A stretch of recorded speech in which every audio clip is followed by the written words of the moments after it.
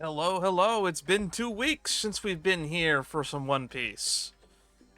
So, little bit of a brief intro. So, stick around till the end of the stream if you're watching this live on Twitch, because supposedly there will be a new animated short for Genshin Impact that'll be dropped today, and it'll probably be dropped within the next 30 minutes or so, because they usually drop stuff around 9 p.m. PST over here.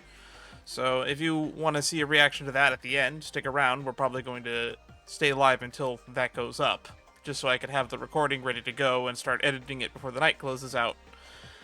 That being said, if you're here for One Piece, you're here for One Piece, because we only do this on basically once a week or 3 weeks out of the month, because Oda seems to have a pretty consistent break week schedule of 3 chapters, then a break, 3 chapters, then a break. That being said, today's chapter is going to be chapter 1185. And before we get into that, just a reminder that I do announce my streams when they're going to go live on my Discord. Links will be in the description of this video when it goes on my YouTube channel. I'm Dan Sheets on YouTube, for those who aren't watching on Twitch. You probably already know that. Anywho, so I think we've got that out of the way now, so I think we could just jump into the reaction proper. People have been trying to spoil me of what's going on in this chapter, and I have ignored so many people that have been pestering me over the last 3 days. So, something big must have happened in this chapter if everybody and their mother is trying to spoil me about this chapter. So, I'm a little bit excited, because I have more or less not been as active on the internet for the last couple of days. That being said, if you have been following me on Twitch, then you know that I actually have been at least playing through my I did play through some Genshin, and I did play through the Lohen story, and that should be uploaded on the channel at the time of recording this. And I've been spending most of my time off the internet just editing streams from like weeks prior so that they could all be on the YouTube channel.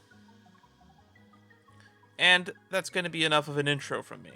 I feel like I'm getting distracted, and I actually want to start getting into this chapter. Alrighty, so let's begin with page 1, as we always do.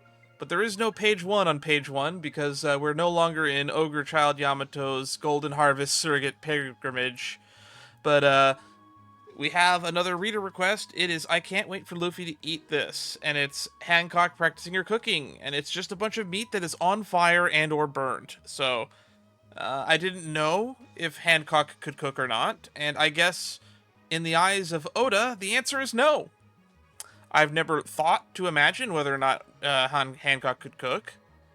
She never struck me as the type that learned how to cook, because she kind of seems like a superficial brat that has had everything handed to her post becoming Empress. Now, if she had knew how to cook before becoming a slave to the Celestial Dragons, that could have been an argument for her knowing how to cook, but I don't like Boa Hancock, and I'm not going to give her that benefit of the doubt. Alrighty, without further ado, that's all for page 1, except I haven't read the title of the chapter yet. Chapter 1185. MINDJA... Oh, Mind Your Own Beeswax. I was going to say, it wasn't MINDJA. But then I said owns beeswax the next 2 words, so it's mind your own beeswax. I'm wondering what the other translations of this chapter are probably going to be. And if I probably go on YouTube later on and look at a bunch of things in my recommended feed, I'm sure early spoilers that were uploaded in the last 3 to 5 days will probably have a completely different title than that. Because with a weird English word like MINDJA, I don't expect that to have been the original translation that some of the fan translations went with. Okay, now I guess we can start moving on to page 2. Alrighty, we're still in the Brook flashback, it seems, or I guess the Prince Reuven or Leuven flashback. I don't know if I've talked about this yet, but there's been some debate amongst some of the people that have been covering the content about whether it's Reuven or Leuven, and I completely forgot about that because in Japanese R and L are sometimes interchangeable. Actually, not even sometimes, a lot of the times very interchangeable. But, I'm not sure. Maybe it's not even Candelle, it's Candere. Has anybody thought about that? Candere.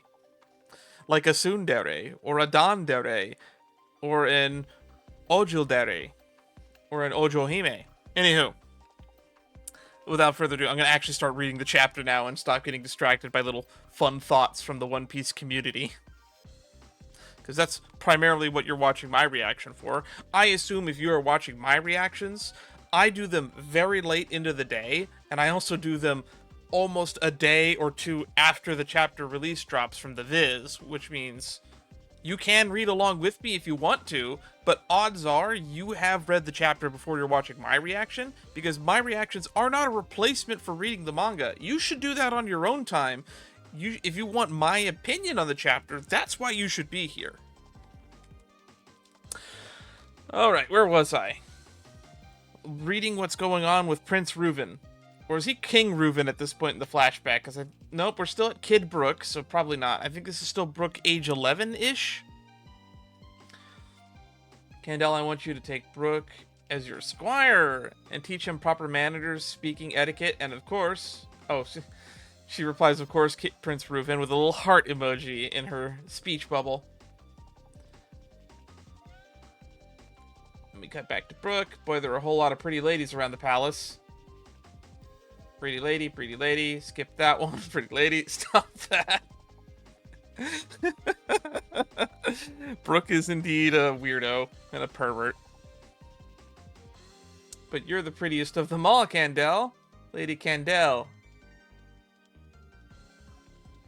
You are my squire. And then he goes up to a random lady. Show me your panties. Brook! Candelle is getting really upset there, and we get to see the Nami face with the sharp teeth, basically. Man, he's been doing this panty shit since he was 11. That's kind of crazy. So there was a funny little fan theory from a few chapters ago. We've only finished page 2, by the way, at this point in the read-through. There was a funny theory that had been popping up from some of the previous chapters that the Brook panty gag might have started from Brook just trying to not look like a gentleman in front of Shuri to probably advert her advances. But no, he was doing this shit since he was 11, apparently.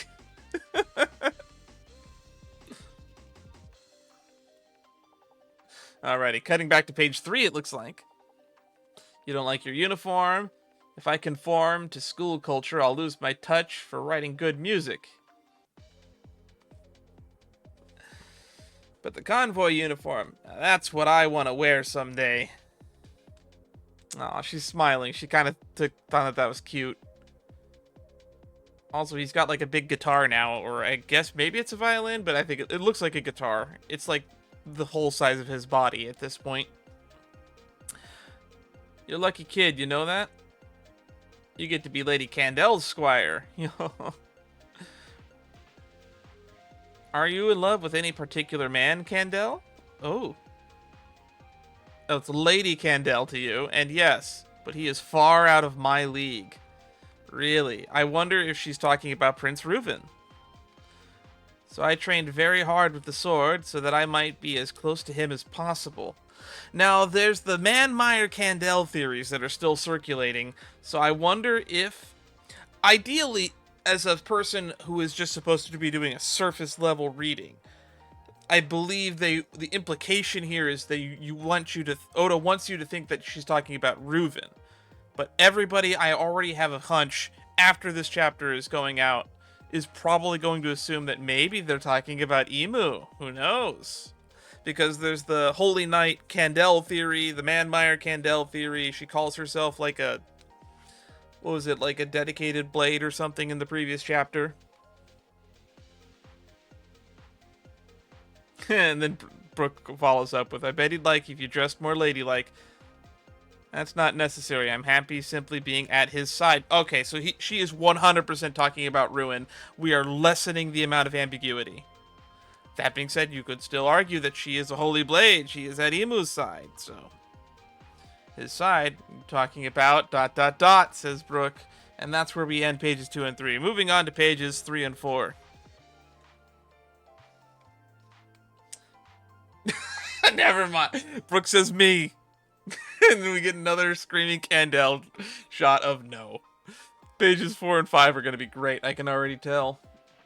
And I can already see on the other side of page 5 that we're cutting back to the present day, which is, I believe, 21-year-old Brooke or whatever, and like, or is it 28-year-old Brooke and 14-year-old Shuri, if I remember right.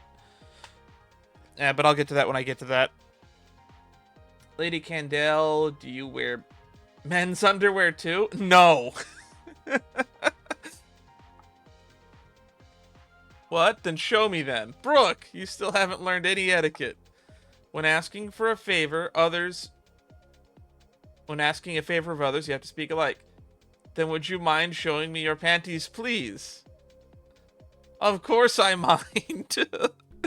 God, this panty gag. Boy, sure has gotten old, but this is breathing some new life into it because it's a lot funnier when like an 11-year-old does it.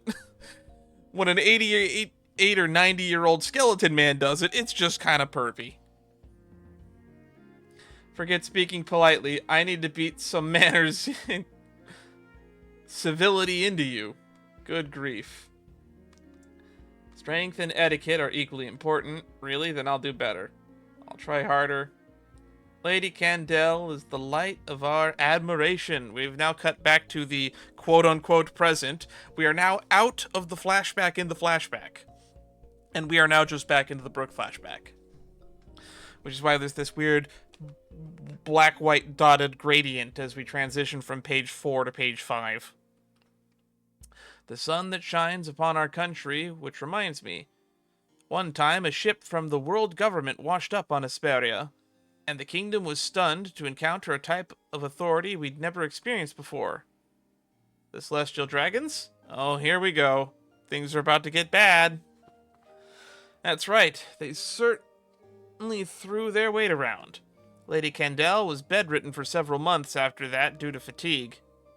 And you wouldn't believe how gloomy the people were during those months, yo ho ho ho. I shouldn't laugh, but it was truly as if the sun itself had set. However, that was only the precursor to the wonderful news, Princess Shuri. What good news is coming from a celestial dragon washing up on the shores? I don't know if I like this.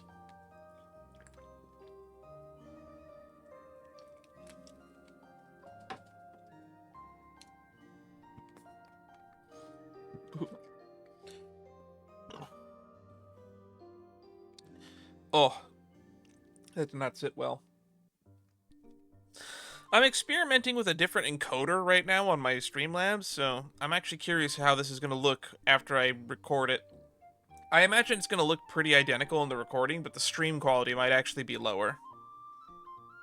Because we are I'm actually streaming at a lower bit rate than I normally do. Normally I stream at around 6,000 bit rate, and then I record at 4,500. Which is like the bare minimum to get like 720p.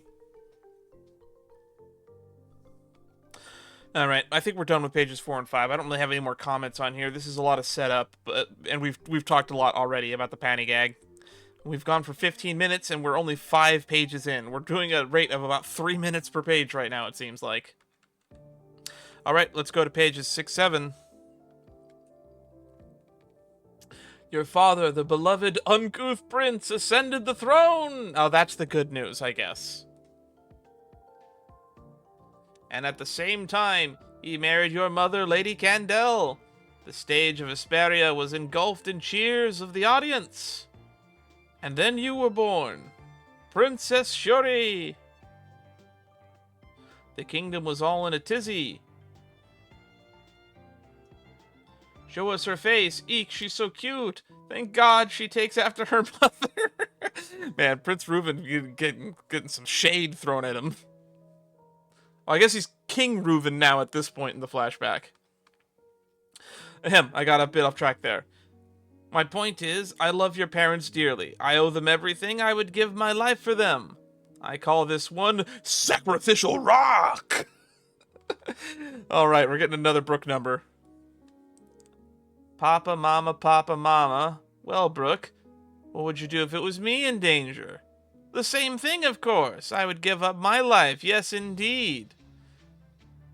Because I'm Papa and Mama's daughter?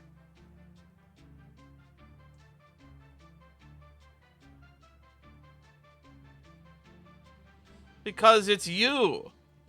There was a pause. Oh, there's an awkward pause and she's upset. Why did you pause? Be honest with me. She's got a pout face that looks cute. And then he hands her a lollipop and she's all smiles. Got it. She is still a 14-year-old at this point, I guess. And now we're getting a little bit of a montage. We have Brooke training with Shuri. Papa, father, don't be a child.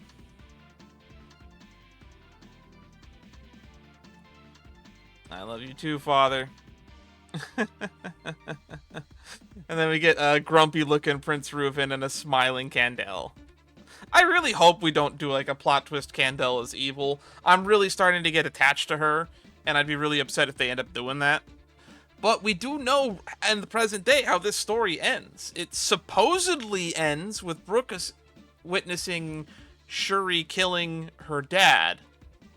The king killer, the patricide princess, or whatever we're going to call her in the future. That's supposedly how this ends. But we don't know. Or I guess maybe people do know, if that have read further along than me, and people that are already looking at spoilers for chapter 1136 at the time that I'm actually reading this, for all I know. But, at the time being, I hope things don't turn out that way. But we already know a celestial dragon has washed up on this island as of the previous 2 pages, so something bad is about to happen. Alright, moving on to pages 8 and 9. When you want to be independent from your parents, why not sing a song for a change, princess? Mind Your Own Beeswax. There we go. It's a new song, Mind Your Own Beeswax. So it looks like we're continuing the trend of each one of these chapter titles being another one of Brooke's songs. What's that supposed to mean? It's a phrase from Kamigata, the land of the West. Mind your own beeswax. I ain't some puppy dog lured by the candy store. I ain't a kid at all anymore.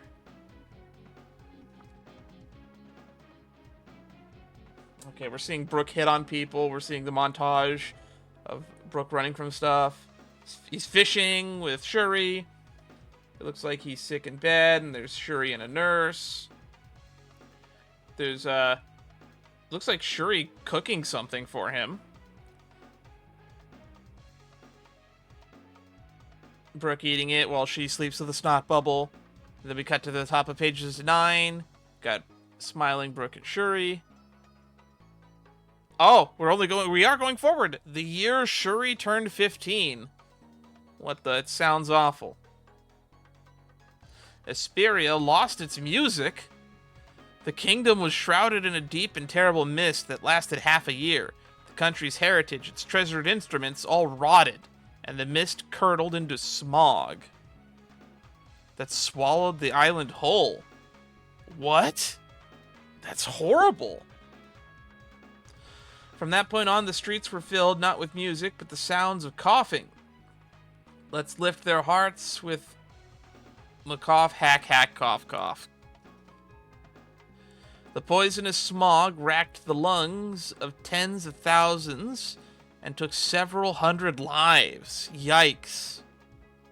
The mist will clear, I know it will. That seems to be Queen Candelle saying that there. Well, we knew tragedy was coming, and God, that is terrible. The kingdom of Vesperia turned into L.A., or what's about to happen in current day if they try to get rid of the gas tax in California.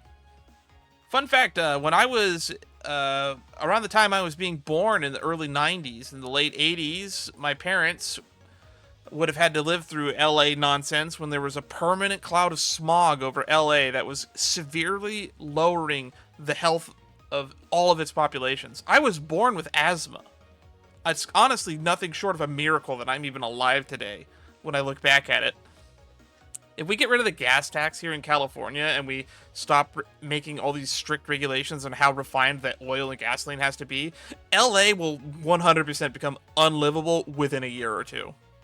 probably within months even. That being said, it's going to only get more expensive the more this Strait of Hormuz, Iran war nonsense keeps going. I wish we had a more competent leadership and government, but unfortunately, I don't want to turn this into a full stream talking about just modern day news and politics. But if you want to and hear my opinions on that, feel free to talk about it in my Discord. I would be more than happy to wax philosophical about the current decline of Western society and the current political climate of how it really sucks to be an American if you have friends in countries that are not America. And it sucks to be an American living under the thumb of a cruel despot that is caring more about lining his own pockets than the health and safety and economic stability of his own nation. Well, now that I've gotten some nice, waxing philosophical and political intrigue into this chapter for looking at pages 8 and 9, we are seeing the decline of Western society at around the same time as the decline of Hesperia in a flashback that happened like 70-something years ago. Moving on, let's go on to pages 10 and 11. I just remembered that last 2 weeks ago's chapter at this point was only 13 pages. I hope this chapter is longer than that. Oh, it got worse. Oh, it got so bad so quickly. In the face of many baffling and horrific events, the kingdom grew weary and numb. And even after the mist lifted, its scars left were felt deeply by all. This panel is just a funeral for Queen Candelle. Well, there goes the Candelle murderers, everybody theories. Supposedly. And we just get panels of people crying. We got Reuven at Candelle's grave. We got Shuri doing the chopper face of the crying with the mouth open, and it's the ugly cry. And now we cut back to the castle. Your Majesty, we can no longer afford to make the heavenly tribute payments. Oh, it's all going downhill. Oh, this is bad. We all know what happens to countries that don't pay heavenly tribute. Yeah, how does the economy of One Piece work with this heavenly tribute? Surely countries would run out. It's an unsustainable economy. And I think the most mind-boggling thing about the One Piece economy is the fact that the Celestial Dragons have had this heavenly tribute thing going on for like 800, 900 years. And like every country just hasn't gone bankrupt in that time. We got Brook and Shuri sparring. So let's do a little bit of a recap. So she turned 15, and then the mist smog thing happened. Are we still at the point where Shuri is 15, looking at the timetable? Or because we've now fast forwarded past the smog is gone, and like, or I guess it's still going. In the face of many baffling and horrific events, the kingdom grew weary, and even after the mist lifted. Okay, the mist is gone. We are now living in a post-mist, post-smog, gas tax California world.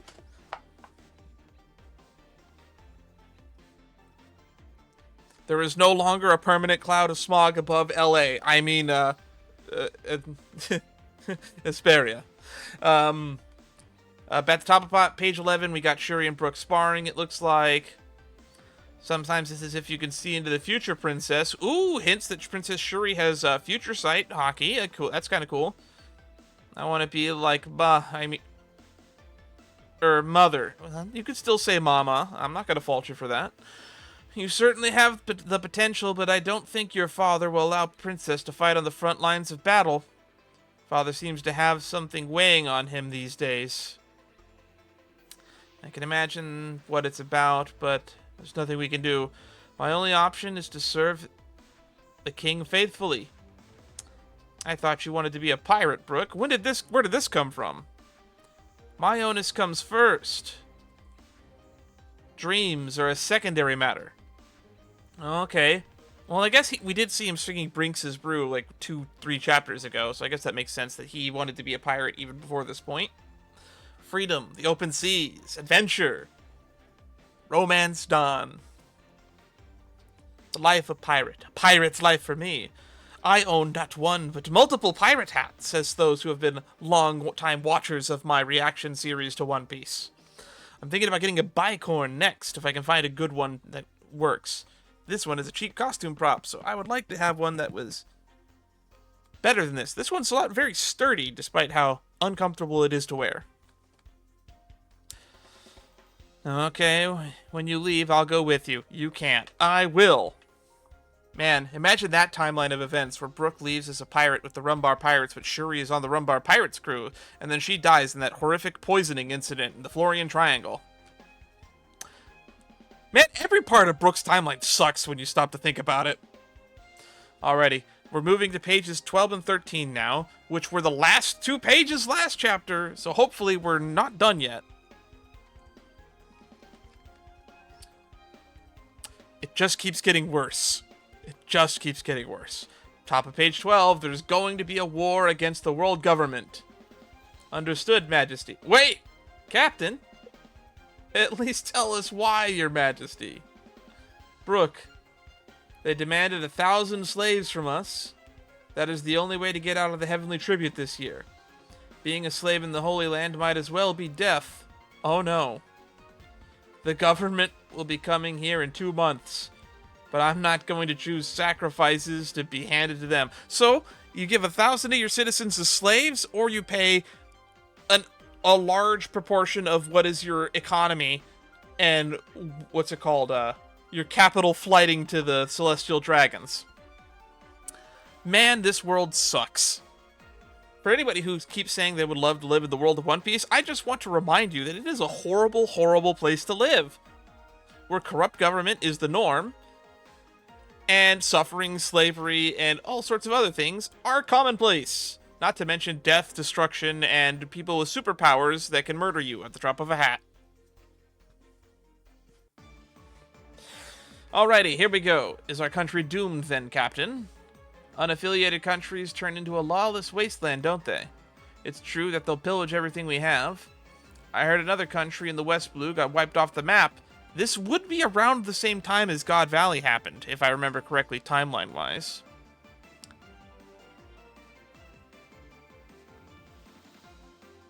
Well, I heard a little story once about a sea brimming with violence, where the boss don't want to go, full of samurais, warriors, and towering giants. So watch out for all of them. Give them a little bite and they'll be weak in the knees like they're running from a swarm of bees. Better think twice, because we got nothing to lose. Ha ha ha. Yep, that's true. They landed at the North Harbor. Get over there, platoon. 12th Platoon. Alright, we're starting a war with the world government. And we're getting some more insight into how the Heavenly Tribute works, which is god-awful terrible. But it looks like my Manmeyer Candelle theory is incorrect now at this point. Long since incorrect, which is a good thing. It was a theory I hoped would be wrong. Unfortunately, that means that Candelle gets to be added to the list of dead moms in One Piece flashbacks, now that I think about it. Quite a lot of dead moms in One Piece. Because moms are the opposite of adventure, according to Oda, as he said in an SBS once, if I remember correctly. Well, I guess we can move on to pages 13 and 14, which might actually be the ending of the chapter if they want to end on a really low note. But the 12th Platoon is charging in. Let's see what happens on pages 14 and 15. I didn't say it would be this many of them. Don't let them disembark. Mind your own beeswax. We are only in the corner of the map, but our name won't be erased just like that. You can't steal from us. We got Humming Swordsman Brooke doing an epic slash. Commander, the enemies reach the palace. Block off the stairs, I'll go in. But why can't I fight? Oh, we got Shuri. She's not being allowed to fight and participate in this battle. Don't be stupid. If they take you hostage, then our arms are tied. Please be safe, Princess Shuri. It's the guard. Oh, looks like Cypher Pulse here. Oh, Princess, the garden we strolled through all those times is now burning. Your Majesty, the dump we hung out is ablaze. Mind your own beeswax, mind your own beeswax. The corners of the map are shining. Feel your courage slip away once you taste my vicious blade. Your Majesty, Princess Shuri. Uh-oh. Are we about to see the moment that Brooke saw that he talked about in the present day on Elbaph? Well, this is the end. I think we're building up to it. I think we're about to see Princess Shuri murder her dad. Yippers. Pages 16 and 17. Here we go. We have Shuri. She's got the devil wings, which means emu possession has probably happened at this point. We actually never saw Shuri eat a devil fruit at any point during this flashback, now that I think about it, which means she might not actually be an arrow fruit user, or that's going to come later. But we have Shuri with the devil wings. She has killed King Reuven at this point. There's black flames everywhere. Reuven is dead on the ground. Brooke is traumatized. Someone's smoking a cigarette. I don't know who that is. The war is going to be over, Brooke. Aren't you happy? So why do we get this one panel of this guy smoking here? It's this guy standing behind Shuri. I don't know who this is. Maybe some big shot in the world government that we haven't met yet, or we're going to get introduced to in the next chapter.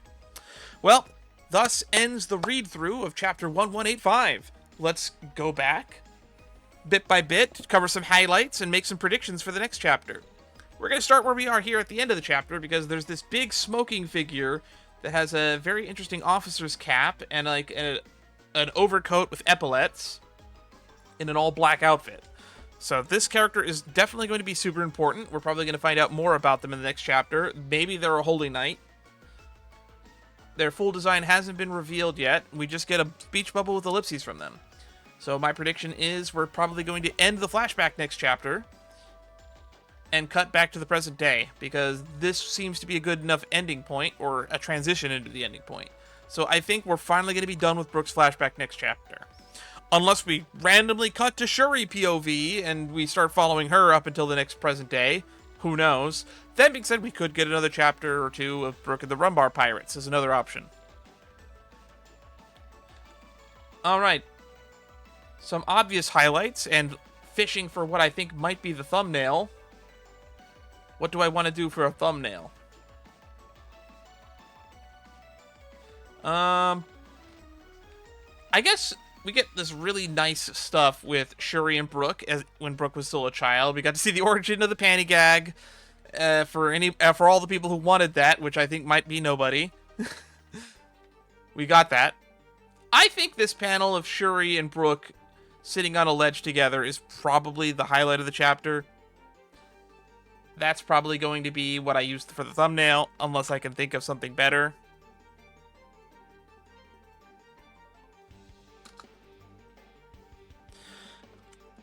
Alternatively, we have the death of Queen Candelle due to a fog or mist. Ooh, actually, we've been getting a lot of this in previous chapters, where we get people that turn out to be devil fruit users in the present day. What if this smoking guy at the end is the original user of the smoke fruit, Smoker's devil fruit, and he created the mist of smog covering the kingdom? And all of this was a setup so that Princess Shuri could be the vessel of Emu. Oh, I bet that's the direction we're going. I don't think we need to talk about the rest of the chapter. That's 100% where we're going from here. And I think that's where we can start moving into the outro.